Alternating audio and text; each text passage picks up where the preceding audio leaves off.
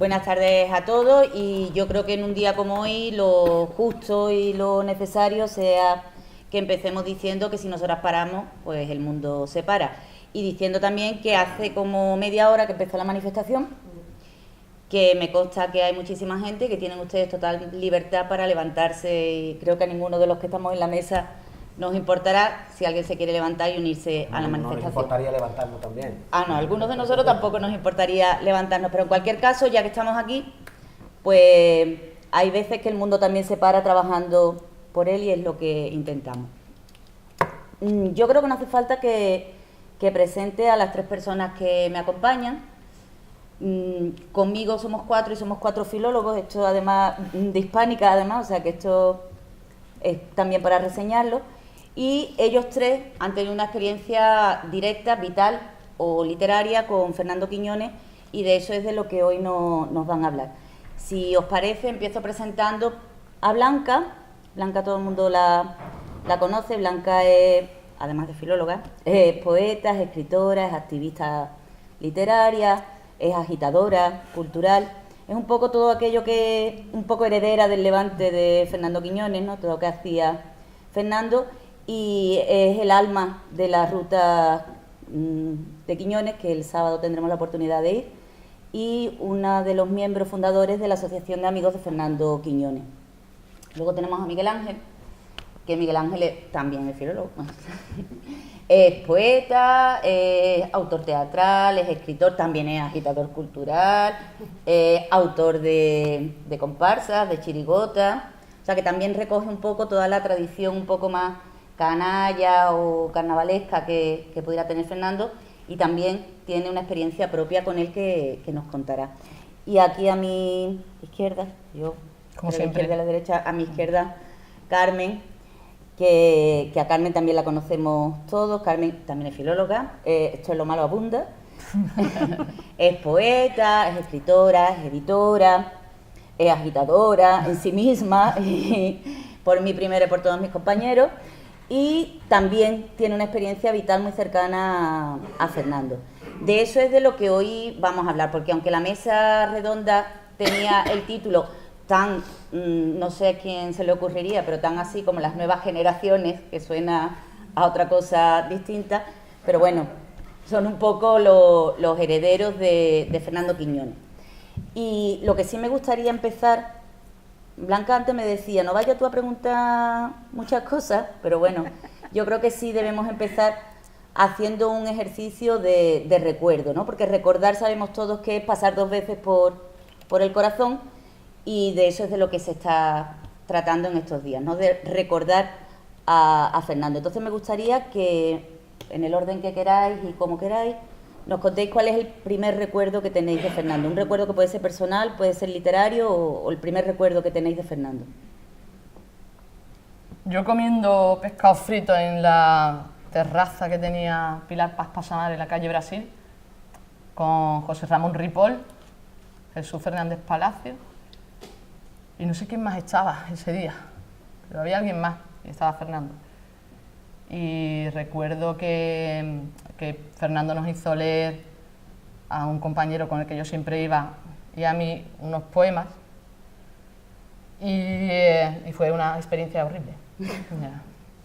Pero unos poemas de él, unos poemas tuyos. Unos poemas nuestros, y al día siguiente me llamó y me dijo que yo le gustaba mucho cómo escribía y que quería que trabajase con él. O sea, la experiencia fue horrible porque, claro, tú estabas delante de Fernando Quiñones, estabas delante de Ripoll, ¿no? Tú tenías 18 años y te dice de repente, lee algo tuyo. Yo además, cuando conocí a Fernando, estaba en una experiencia vital horrible, que era,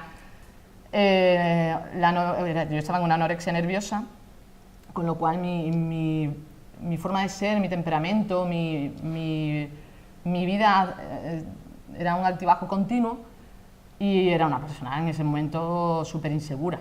Entonces, cuando le dijo, leed algo, yo dije, tierra, trágame, literalmente, vamos. Y además, yo recuerdo que tartamudeaba mucho, leía muy rápido, y él me decía, tienes que leer más despacio, él, y sin acento, él. Ese es mi primer recuerdo de Fernando. ¿Mucho antes de haberlo leído? ¿O ya lo habías leído? Había leído La canción del pirata.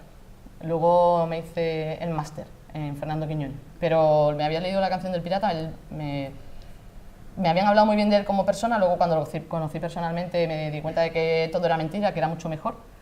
Y debo decir que además Fernando no solamente me ayudó literariamente, sino que me ayudó vitalmente. O sea, yo creo que Fernando me enseñó la vida que la anorexia me estaba quitando. Y recuerdo cuando me hospitalizaron a causa de la anorexia que él fue a verme y la fuerza que imprimía, ¿no? a todo lo que te decía, a todo lo que hacía. Para mí fue muy importante en todos los sentidos, ¿no? Blanca. Bueno, yo ayer cuando estábamos escuchando a Rafael Ramírez Coto, me pasó algo muy parecido también. Soy de esas niñas del balón que íbamos a la Caleta y que lo conocimos 2 veces, ¿no? Lo conocimos una vez, pues sí, allí en la balustrada o en la barra del bar del Club Caleta o del Nono, escribiendo, sí, pero bueno, sobre todo en la arena y recogiendo cosas y demás, que nos íbamos detrás, sin saber quién era. Y cuando luego tuvimos la suerte y el privilegio de que compartíamos los cursos de verano juntos, los que éramos entonces unos jóvenes, pues descubrir que ese escritor Fernando Quiñones era esa persona con la que tú habías estado viendo casi que a diario en la playa, ¿no? Y claro, ya luego pues cuando empezamos a investigar o a escribir otras cosas, como fue mi caso, ¿no? Con Alcaraván y con Julio Mariscal, que bueno, se hacía una literatura en un pueblo donde todavía no tenía muy claro lo que, por ejemplo, la figura de Julio Mariscal representaba, ni donde había mucho oscurantismo y mucho secretismo. Él desde aquí me aportó pues muchísimos datos, muchísimas opiniones, se miraba los escritos, te escuchaba lo que tú escribiese y sin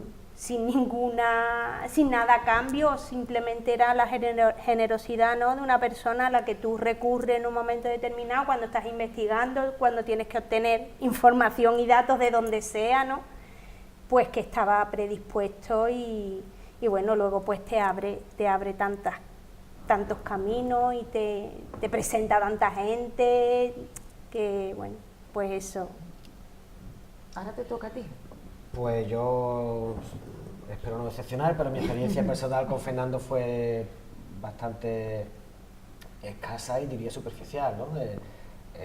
Lo conocí muy jovencito, estando en el instituto yo, allí en Chiclana, donde él vino una vez a dar una charla sobre flamenco, que sí que me resultó, tenía 15 o 16 años, me resultó muy reveladora, ¿no? Sobre todo por su exotismo, ¿no? Recuerdo que venía con una camiseta muy extravagante. Y bueno, y ver a esa persona que hablaba tan bien, porque comunicaba tan bien y además canturreó allí también, iba con un tocado y canturreó, pues me resultó llamativo y recuerdo esa imagen. Pero ya os digo, no dejan de pasar de lo pintoresco, ¿no? Luego es cierto que lo conocí personalmente a través de, ya pasado unos años, a través del difunto Domingo Borges, que entonces era el director de la revista El Trovador, allí en Chiclana, y era un amigo de Fernando, y a través de él sí que estuve varias veces en su casa. Fernando y yo quedamos para tomar café alguna vez, en fin, ejerció un poco el maestrazgo corrigiendo algunos textos, una persona muy generosa, en fin, que os voy a contar. Pero tengo que decir que mi relación con Fernando, es decir, Fernando como persona no aportó a mi vida lo que sí que aportó su obra, ¿no? Que sí que ahí sí que se podría hablar muchísimo más, ¿no?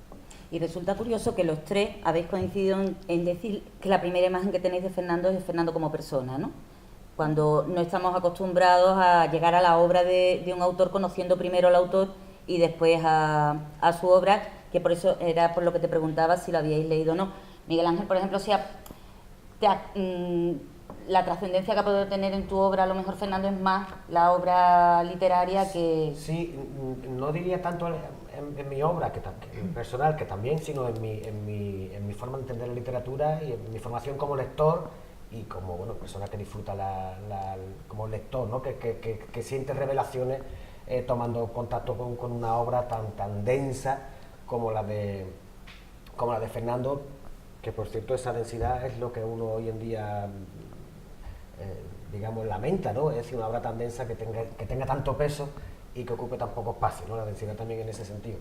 Y sí, a raíz de aquella conferencia del instituto sí que es cierto que ya comencé a interesarme. Entonces yo era un lector muy jovencito y yo reconozco que empecé por una considerada obra menor suya, que fue Encierro y fuga de San Juan de Aquitania, que me pareció una novela deliciosa y que disfruté muchísimo como lector jovencito. Y luego ya llegaron las obras mayores, ¿no? Porque sin embargo hay una cosa que llama la atención, y es que de la generación literaria a la que pertenece Fernando a la generación literaria a la que pertenecéis vosotros, parece que hay como un vacío, ¿no? En herencia de Fernando. ¿Sois vosotros los que volvéis a retomar el contacto literario con él o los que os podéis considerar discípulos suyos? Yo creo que no, que Felipe Benítez Reyes también es un discípulo de Fernando, y la generación de Felipe... Que no te quite años. Sí, es que Felipe es bastante mayor que yo, y no solo eso, sino que yo terminé la facultad la semana pasada. O sea, Felipe, para su desgracia, es mayor que yo. O sea, no, pero yo creo que la generación de Felipe fue la heredera más inmediata de... Luego, si pensáis Fernando. que ha habido una continuidad, que la obra de Fernando no ha estado nunca olvidada, que siempre... Sobre todo, a ver, yo creo que los escritores de Cádiz, yo creo, no sé, la nueva jornada lo tiene más olvidado, pero también creo que es culpa nuestra. Pero las generaciones, o sea, hasta nuestra generación, yo creo que Fernando nunca ha estado olvidado, nunca ha estado denostado, ni muchísimo menos.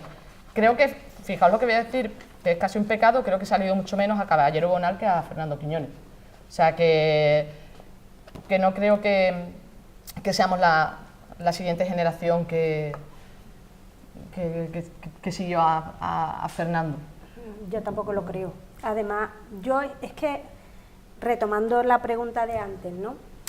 También a nosotros nos pasó una cosa, y es que, bueno, el acceso al diario sí lo teníamos, a las fotografías no tanto.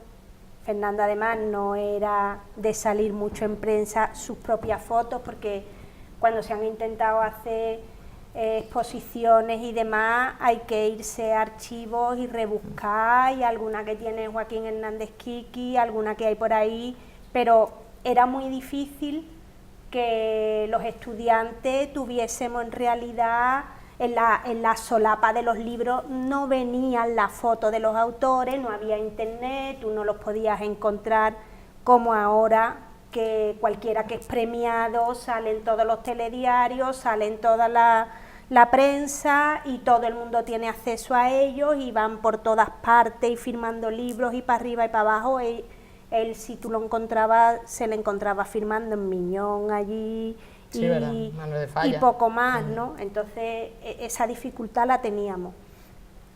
Hay otra cuestión que también se ha estado hablando... Perdona, debo decir que eso no es del todo cierto. Hay muchas fotos de Fernando Quiñones tomando cerveza, Fernando Quiñones en la playa, bueno, Fernando claro. Quiñones...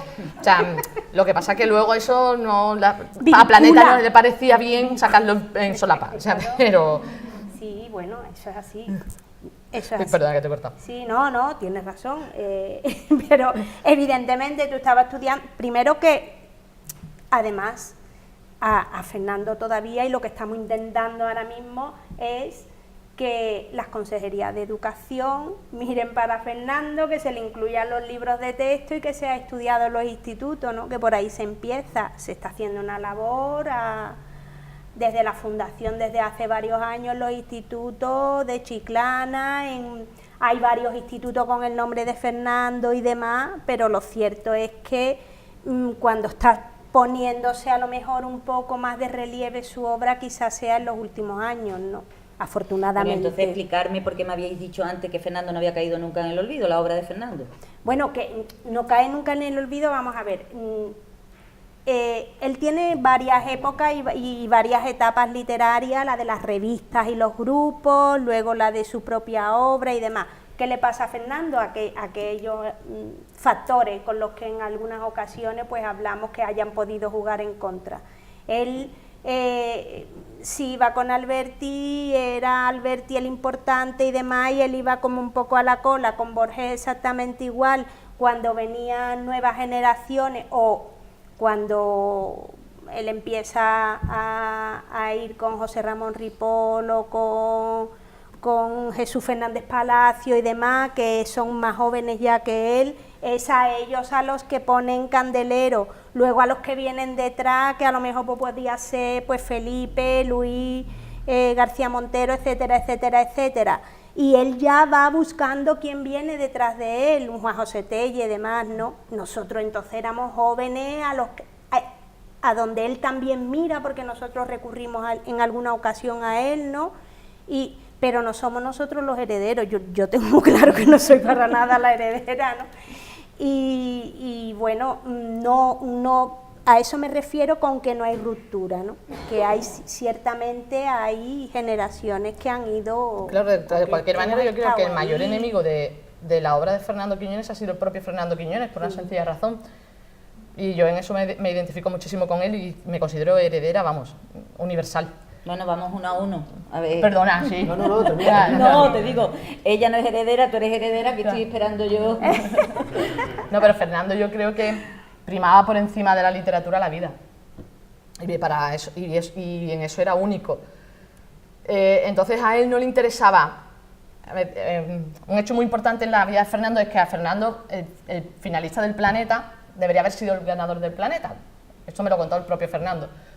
Fernando Lara lo coge y le dice, vamos a ver Fernando, esta novela me gusta mucho, esto es para ganar el Planeta, pero el lenguaje es muy difícil para el lector medio, con lo cual habría que adaptar el lenguaje para que esto pudiera ser un premio Planeta, y Fernando se niega.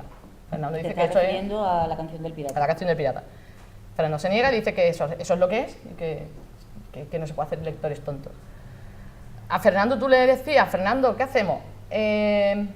¿Nos vamos a la cena del Planeta o nos vamos de copa a la esquina que hay una chica que no te vea como... Y te decía Fernando, tira para la esquina, tira para la esquina. Y yo creo que eso no lo hemos sabido valorar. O sea, creo que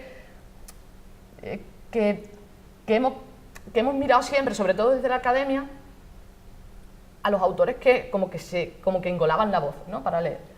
Y Fernando ha sido todo lo contrario. Fernando ha sido un tío de cafetería, un tío de irse contigo a tomarse una caña antes de escuchar, y un gran lector, y además él siempre lo decía, ¿no?, que era mucho mejor lector que escritor.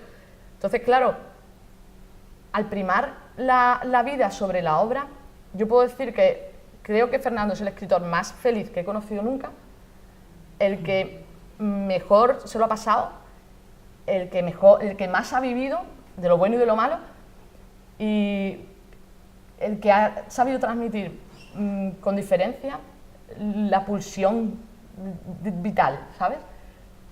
Pero es cierto que tenía su obra como su sustento, amando por encima de toda la literatura, ¿eh? O sea, Fernando amaba por encima de cualquier cosa la literatura, pero su vida para él era una, y sabía que no la iba a volver a repetir, y creo que se la bebió, la vivió al máximo, ¿no? O sea, la bebió no en el sentido de alcohólico, sino... La bebió y se la comió. Exactamente. Bueno, pues a la pregunta de los herederos, ¿no? Los herederos del Levante. Yo, francamente, en lo vital, Fernando como persona, seguramente Cádiz está llena de herederos de Fernando, porque Fernando tenía una forma de ser muy reconocible en mucha gente. He conocido, no quiero que la frase se saque de contexto, he conocido muchos Fernandos, ¿no?, que tienen esa actitud generosa, vitalista, alegre, rápida, ¿no?, de afrontar la vida y las relaciones. En ese sentido, Carmen se ha declarado heredero. Y Fernandas. Fernandos y Fernandas. Y Fernando, por supuesto, Fernandos y Fernandas. De hecho, creo que conoció más Fernandas que Fernando. Carmen puede ser una de ellas, como bien ha declarado. Pero su obra sí que creo que no tiene heredero. Y eso no quiero decir solamente que no haya escritores o escritoras de generaciones posteriores que hayan bebido y aprendido y tomado de ahí lo que les parezca recuperable y transmitible a otras generaciones. Creo que ahí hay muchísimos menos. Somos testigos. Y sobre todo, a lo que quiero referirme, Blanca, sobre todo, es que no tiene lectores y lectoras. Y este era el problema, y es lo que creo que espacios como este y todas las iniciativas que además este año van a confluir con el año Quiñones, es lo que hay que buscar. La obra de Fernando es una obra digna de tener unos herederos lectores, militantes, no digo ya estudiosos, me conformo con que solo sean lectores. Y cuando digo su obra, no hablo solamente de La canción del pirata o de Hortensia Romero, que es un poco la puntita del iceberg, ¿no? Hablo de las crónicas, que me parece uno de los monumentos catedralicios de la poesía de la segunda mitad del siglo XX, más asombrosa que un lector de poesía puede echarse a la cara. Y eso está ahí, lleno de polvo, oxidándose, es un cofre, es una herencia que está olvidada. Es cierto también que ni siquiera Fernando en vida vio cómo se reconocía esa aportación a la historia de la poesía española con la importancia que ello tenía. Él tampoco, efectivamente, era un poquito outsider, tampoco se preocupaba de eso, no era una persona de hacer carrera. Por conversaciones que he tenido con gente cercana a Fernando, recuerdo la última conversación que tuve con Félix Grande antes de morir, que hablamos un buen rato sobre Fernando, y bueno, Alberto Portland, que estuve también con él no hace mucho hablando sobre Fernando, y ellos mismos decían que en esa misma época no se le reconocía a Fernando la importancia de su obra. Así que ahora, después de muerto, sí que los lectores somos la gente cercana. En Cádiz sí que se le conoce un poco más, pero más allá de Cádiz, la obra de Fernando es un verdadero vacío, ¿no? Yo no estoy de acuerdo, ¿eh? Ahora Roca Editorial ha sacado una novela que se llama Las tres muertes de Fermín Salvochea, que la primera parte es absolutamente quiñonesca. O sea, sobre todo, luego entran barcos que vuelan y eso. Pero porque Fermín Salvochea en este caso es Van Helsing, es una especie de Van Helsing. Pero Jesús Cañadas, que es el escritor, que es un escritor de la barriada de La Paz, que vive en Berlín y que está muy cotizado fuera de España, es un magnífico ejemplo de cómo... Vale la jugada, Carmen, pero no deja de ser una cosa excepcional. Yo también puedo decir que algunas cosas que yo tengo escritas y publicadas, si tú miras, tiene huella de Fernando, pero claro, no deja de ser una cosa absolutamente excepcional. Pero porque si no serías una y copia, gente ¿no? de Cádiz, ¿no? No, lo que te quiero decir, pero que no es fácil encontrar autores jóvenes, menores de 40, 35 años, que digan... yo soy quiñoniano en mi escritura. No, eso está claro. Bueno, en la escritura y en la lectura, ¿no? Porque a mí sí me interesaba mucho ese punto en el que tú has dicho, no tiene lectores. O sea, que mucho más grave que decir no tiene recuerdo, no tiene memoria, es no tiene lectores, ¿no? Porque al fin y al cabo para un escritor no tener lectores es la muerte más absoluta. ¿Y por qué pensáis que no hay lectores? ¿Por qué no hay un público lector ahora para la obra de Fernando Quiñones? Pues porque no se está haciendo nada desde las instituciones, ni desde las editoriales, ni desde ningún sitio. O sea... A ver, yo estuve un tiempo trabajando para Random House y la máxima, yo buscaba escritores, buscaba obras para Random. La máxima en Random era, no buscamos buenas obras, buscamos obras que se vendan. Y esto es así, porque una mala obra tiene arreglo, pero una mala historia no. Y es más, te puedo hablar de que Planeta, a una escritora, que no quiero decir su nombre porque tampoco quiero señalarla, le dijo, no te podemos pasar al sello principal porque escribes demasiado bien para los lectores que tenemos. Bueno, si ahora, vuelve otra vez a la apreciación que le había hecho Lara a Fernando, exactamente. Si en aquel momento donde había donde yo creo que el nivel lector era mucho mayor que el que tenemos ahora mismo, La canción del pirata costaba la misma vida, imagínate hoy en día, habría que llamar a Pérez Reverte para que hiciera una traducción de La canción del pirata a lo Quijote, y entonces se montaría la de Dios y ahí ya sí que Fernando estaría en la palestra porque Pérez Reverte ha destrozado a Fernando Quiñones. O sea, sería como... Pero... Blanca, ¿y tú que estás más cerca del público, de un público...? No, yo pienso también que hay otro elemento que juega en contra. Se estaba hablando aquí de que no se le incluía en las antologías, lo que es cierto y además lo hemos comprobado, ¿no? Que él fuera enemigo de sí mismo, pero también es cierto que de su generación los que se estudian o sobre los que hay más conocimiento, se siguen reeditando los libros y se leen, son los supervivientes de aquella generación, Caballero Bonal, Gamoneda, etcétera, etcétera, etcétera.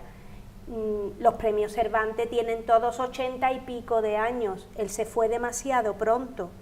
Entonces, en la labor de recuperación, por llamarlo de alguna forma, de la obra de Quiñones, es que nos toca a nosotros, pienso yo.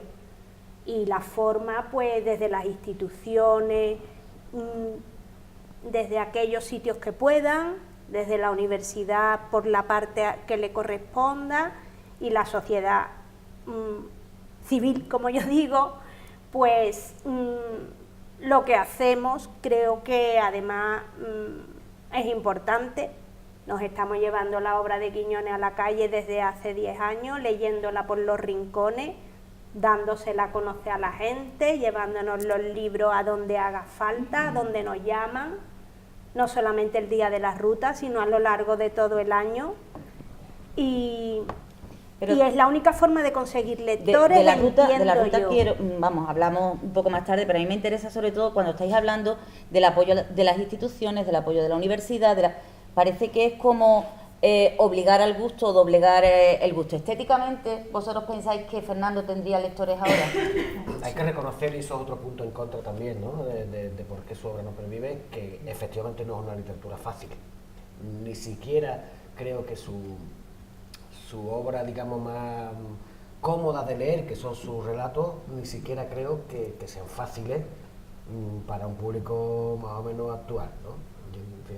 La máxima que decía Carmen de si es bueno no se publica, ¿no? Bueno, sí, no, sí, pero bueno, ¿cómo se lucha contra eso? Tampoco es fácil leer a Valle Inclán y ahí está. Lo cuestiona. Vale, claro, nadie lo ¿Pero quién lee a Valle Inclán? Bueno, pues no, los alumnos si para las selectividad, instituciones, para si no se selectividad. reedita Valle Inclán es por unas A ver, cuestiones que no tienen que ver con claro. los gustos, si no se están reeditando seguro. Pero claro, evidentemente, pero ¿quién es Pero el que se porque lee de la tiene que- generación Quiñones? Antonio Gala. ¿Por qué? Porque es el que peor escribe. Sinceramente. Titular. Hola, Antonio Gala. Pero no, porque es el que peor escribe. O sea, Era amigo tiene- aquí. pero es verdad, o sea, estéticamente, literariamente, es el que menos calado tiene, es el que escribe más para la gente, es el que escribe pensando más en la gente. O sea, aparte, Antonio Gala Y ha salía sido en la tele, un grandísimo No, pero Fernando también se ve en la tele. Sí, pero no como escritor, ¿no? ni como escritor, ¿no? ni Y siquiera tardíamente, ni y tenía ese tardíamente. marketing. O sea, pues claro, ni tenía ese marketing. Tardíamente, O sea, y para flamenco y Eso. una Claro, y vez poco con las más, manos en la ¿no? masa. Pescado frito, ¿no? salió con la mano en la masa. Dios Evidentemente, mío. es lo que se dice muchas veces, ¿no? Que a lo mejor, pues, ese personaje que él mismo favoreció, ¿no? Lo perjudicó a la misma Yo vez, creo ¿no? que, por usar una frase que con un artículo que escribí hace poco para el catálogo del Centro de las Letras sobre Fernando, que Fernando hizo mucho daño a Quiñones, ¿no? El personaje de Fernando, y nosotros hemos contribuido también a eso, ¿eh? A que el propio Fernando haya eclipsado a Quiñones, ¿no? Pero deben de... Yo creo que es bueno que en la literatura existan autores como Fernando Quiñones, de todas formas, por lo que representaron, porque la capacidad de difusión, de relación, de hecho, nada más que hay que ver la cantidad de testimonios que en estos años han sido manifestados por tanta gente, escritos en tantos periódicos, a posteriori de su muerte, por supuesto, ¿no? Pero cuántas cosas algunas habrá que comprobarlas, pero la mayoría sabemos que son ciertas. De hecho, cuántas cartas hay, eso lo estamos reivindicando. Él partía sus cartas, las que recibía, pero hay muchos sitios donde hay cartas de Fernando, ¿no? En la Fundación Caballero Bonal, en la ORI, tienes eso. Hay que hacer un corpus ahí, porque él era una persona, y tú lo sabes, que estuviste muy cerca, tremendamente culta, con unos conocimientos internacionales de montones de cosas, con una capacidad de correspondencia increíble. Cuando se dice, no, porque han aparecido, pudieron ser borradores de obras inéditas, tal. Recordemos que se escribía en máquina, donde había que poner papel de calco y se hacía... Fernando no escribía así, ¿eh? Escribía a mano y luego Claro. te llenaba todos los bordes. Pero yo he visto, una flecha para arriba. yo he visto era horroroso. originales de Platero y de Alcaraván antes de que se sacara luego 7, 10 o 15 ejemplares, que era lo que se volvía a copiar y a mandar, porque no había otra cosa, ¿no? yo creo que bueno, que todo eso De todas formas, fíjate, influye. yo creo que no estaríamos aquí hablando de Fernando Quiñones si Fernando no hubiese sido Fernando. O sea, Claro. creo que lo que es cierto, ¿no? Además, eso se lo reprochaba muchas veces Gala, ¿no? Yo recuerdo una cena en la que estuve con los dos y Gala le decía, Fernando, ¿cómo te van a tomar en serio si te comes la cabeza del pescado con las manos? ¿No? Y mientras Fernando decía, ¿cómo quieres que me la coma? Y, creo pero yo creo que eso era la maravilla de Fernando y creo que eso se veía en su literatura. Había una cosa que me hizo mucha gracia. Fernando me contaba siempre que cuando Hemingway se suicidó encontraron un ejemplar, no recuerdo qué libro de Fernando Quiñones en la mesita de noche de Hemingway. Y me decía, Fernando, fíjate si soy difícil de leer que hasta Hemingway se suicidó. O sea, pero yo creo que ese era Fernando, ¿no? Fernando era esa... creo que no, espero no molestar a nadie por lo que voy a contar. No, ya después de haber dicho lo de Gala. Yo creo que ya te perdí el río. Fernando me decía siempre, ¿tú quieres que vaya a recogerte a la facultad? Y yo decía, yo no, ¿para qué? Decía, para ver a Chispa. Y yo decía, coño, pues voy a ver a Chispa, déjame a mí tranquila. O sea, creo que la grandeza de Fernando era que lo mismo se pasaba por aquí a ver a Chispa y se tomaba, lo que te he dicho antes, una cerveza con cualquiera y hablaba con cualquiera, que de repente decía, calla, y se pone a escribir. Y esa forma de vivir, yo no creo que le reste mérito, yo creo que todo lo contrario. Lo que pasa es que para nosotros es tan complicado entender eso, porque nos hemos hecho, vivimos en una sociedad tan de mercado y tienes que vender lo que eres y tienes que vender lo que haces, que claro, ¿dónde metes a una persona como Fernando? Es que es a un escritor como Fernando, es que es muy complicado.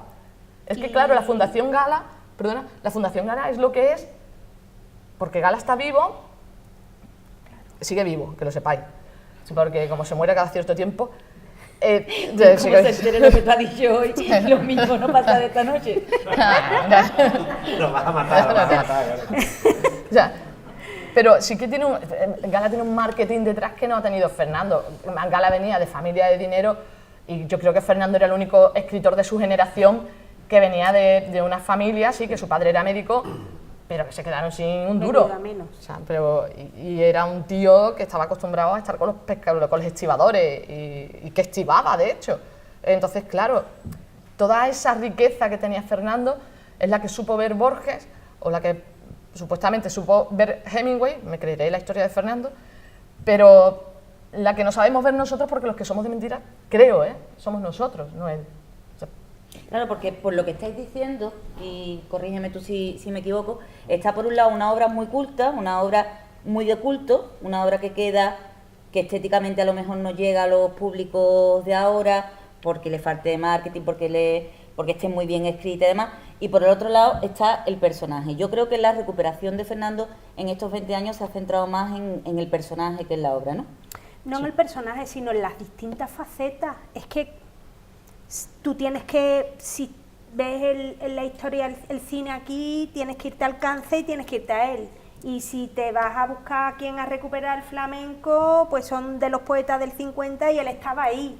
Y como eso, pues montones de cosas, ¿no? Y el tema del activismo gaditano, que siempre se dice, ¿no? Porque el espíritu del gaditano, la desidia, que todo le da igual, que eso no es cierto, porque hay mucha gente que nos hemos reflejado en esa persona que se levantaba a las 5 y a las 6 de la mañana, que a las 7 los madrugadores gaditanos nos lo hemos podido encontrar por cualquier sitio y que trabajaba realmente incansablemente, ¿no?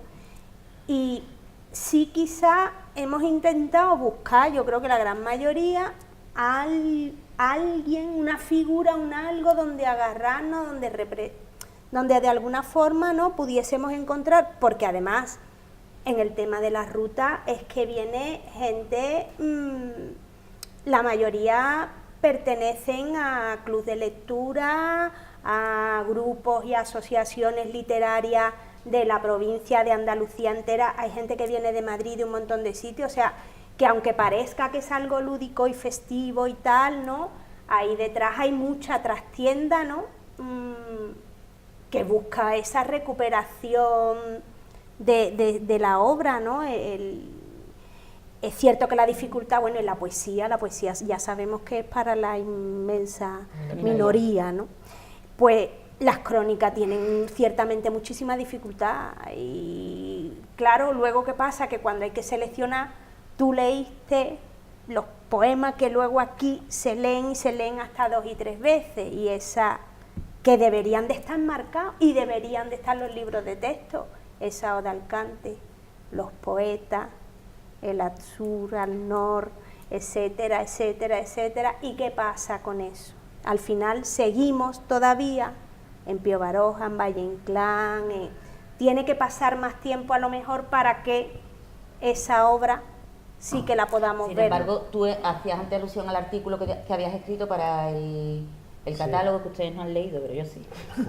Y ahí, por ejemplo, cuando decía ahora Blanca, tener un referente, ahí sí muestras tú cómo Fernando sí es un referente para generaciones muy jóvenes de escritores, ¿no? No deja de ser una cosa también un poco excepcional, ¿verdad?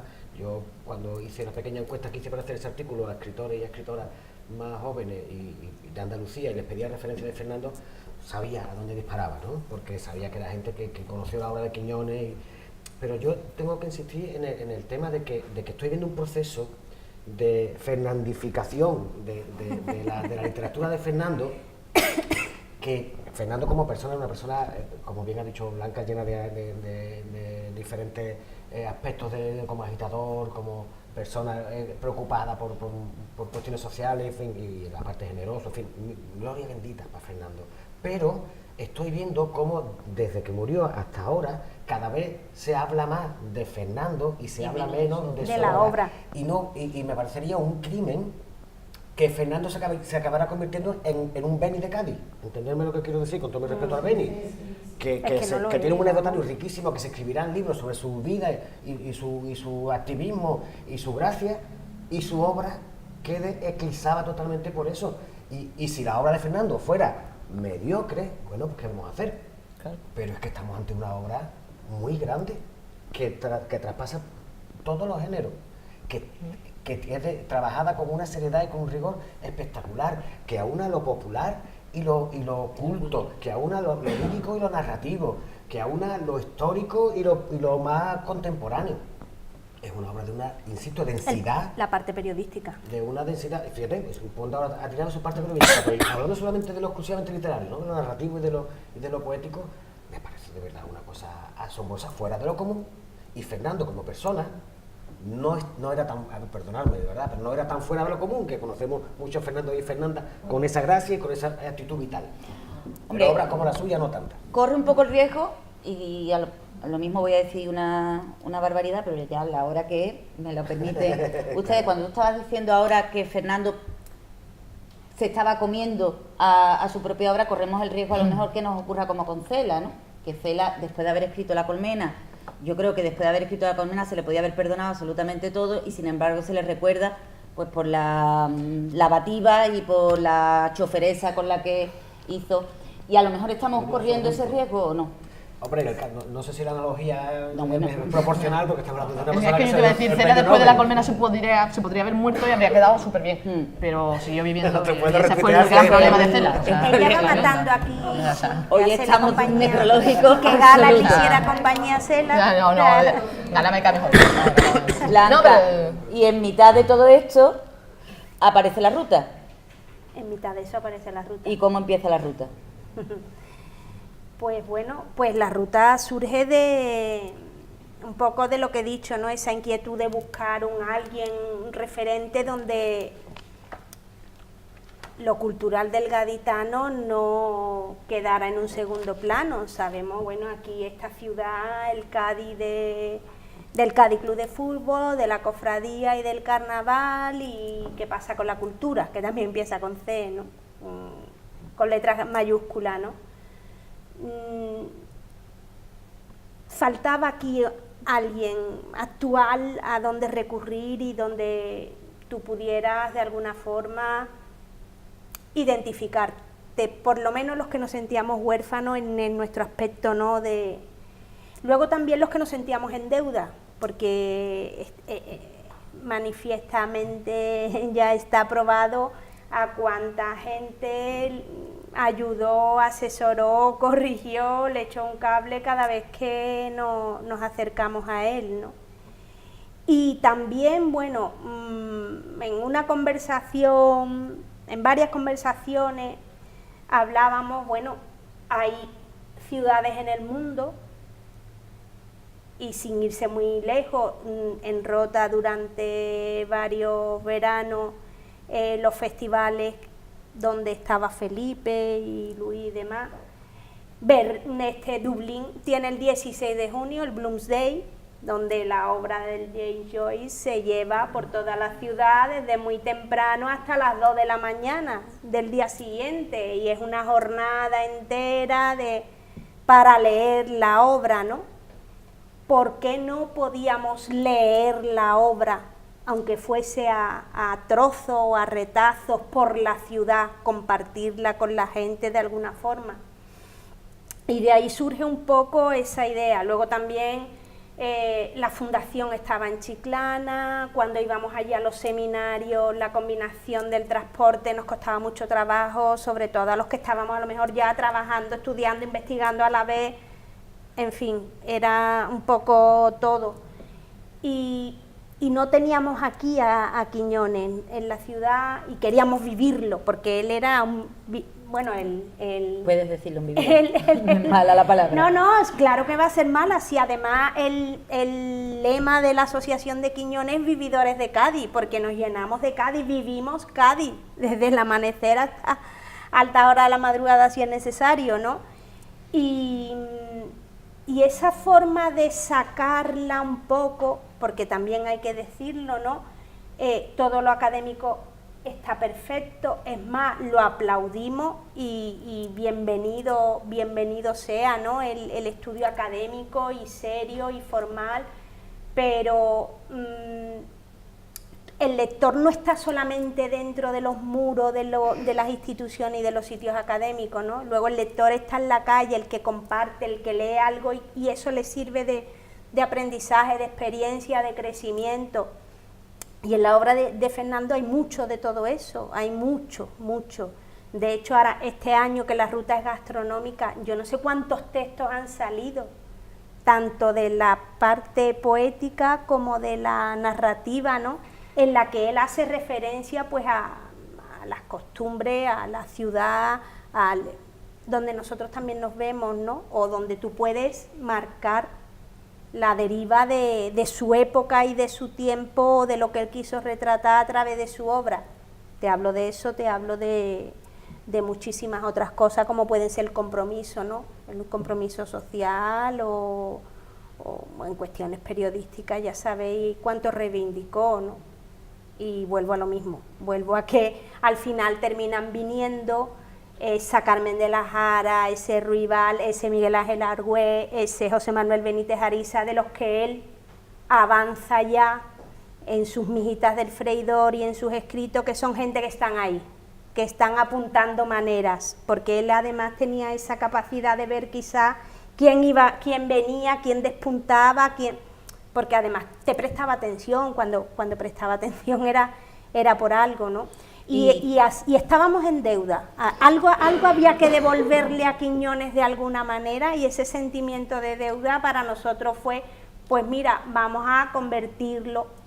Y claro, el aliado perfecto era Juan José Tellez, la familia para que lo autorizara, que al principio decían, hombre, como si la fundación está en Chiclana, y decíamos, bueno, pero es que la obra de Fernando se desarrolla aquí, y por el barrio Santa María, Y yo, como me he contagiado un poco aquí del espíritu de Carmen, he dicho que ella ha dicho un par de barbaridades, he dicho, no me voy a quedar yo atrás.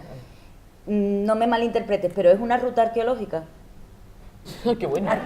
Eso no se me ocurrió ni a mí, fíjate. Hombre.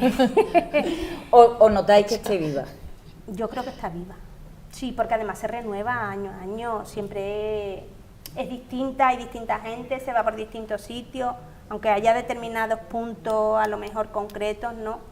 Pero es distinta, no Y bueno, nuestro trabajo también y el de la asociación, dentro de nuestros objetivos está la difusión de la obra de Fernando. Eso es lo que quería. De hecho, a lo largo del año entero y fundamentalmente por la provincia, porque somos la junta directiva y los que estamos en la asociación somos gente que estamos trabajando.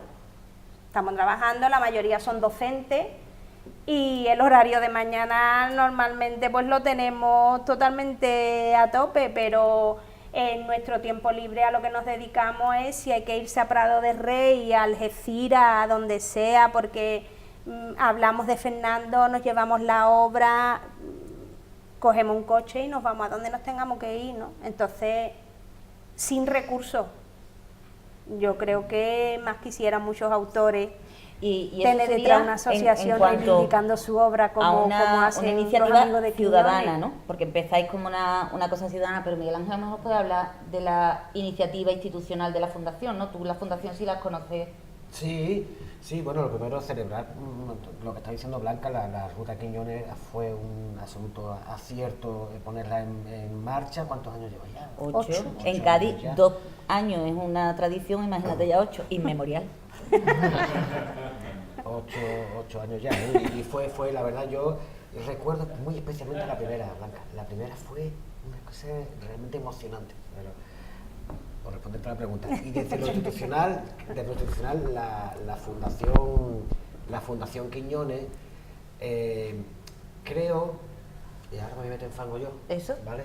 Creo que fue una cosa que se puso en marcha de manera improvisada, sin reflexión, y con Fernando prácticamente en la cama postrado a punto de morir.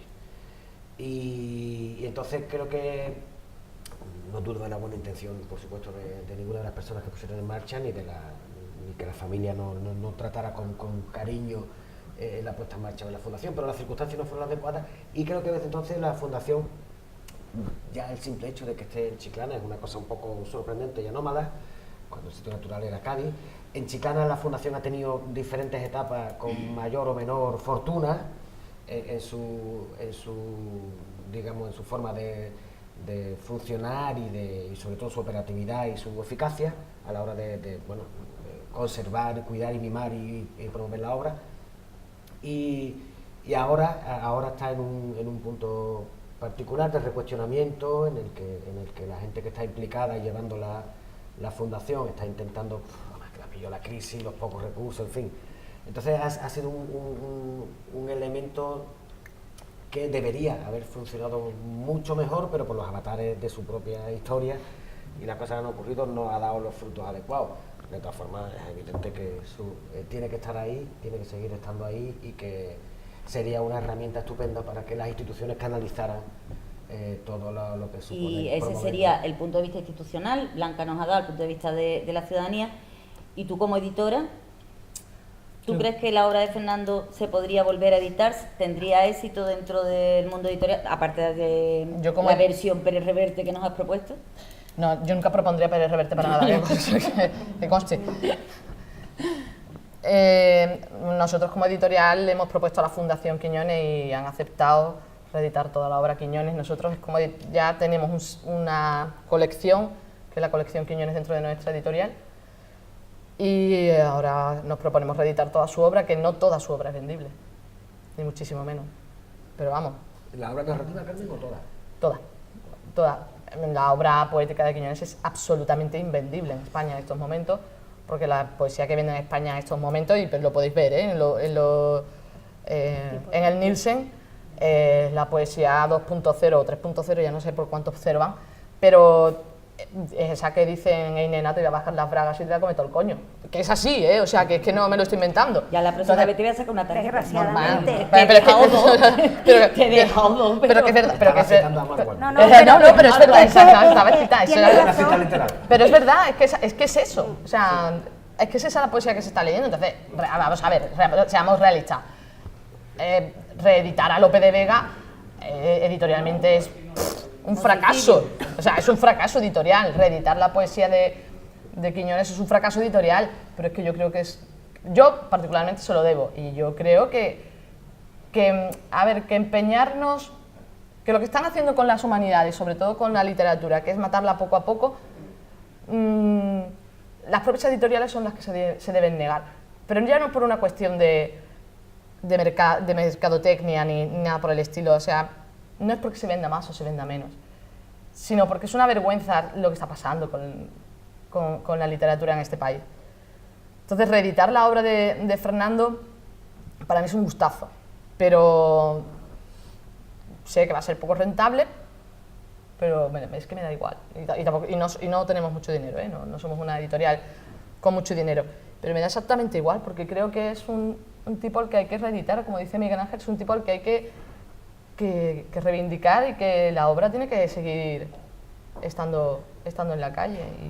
Y nosotros, en la pequeña manera que podamos hacerlo, lo vamos a hacer. Tenemos distribución nacional, con lo cual eso ya nos asegura que por lo menos en alguna librería va a estar seguro. Bueno, en alguna librería, los libros de texto, ¿no, Blanca? Yo pienso que hay la calle? que luchar por eso, desde luego. Sí. Iba a decir como Bertín en tu casa, en las mías, pero bueno, ya me ha parecido demasiado frívolo para terminar. Ya. Si alguno de ustedes, como ven, están lanzados los tres, o sea que si alguien quiere hacer alguna pregunta comprometida. Comprometida no, que somos muy tímidos, no. Ya. Y si no, pues muchísimas gracias, y todavía están ustedes a tiempo de ir a la manifestación, ¿eh? Advierto. Gracias.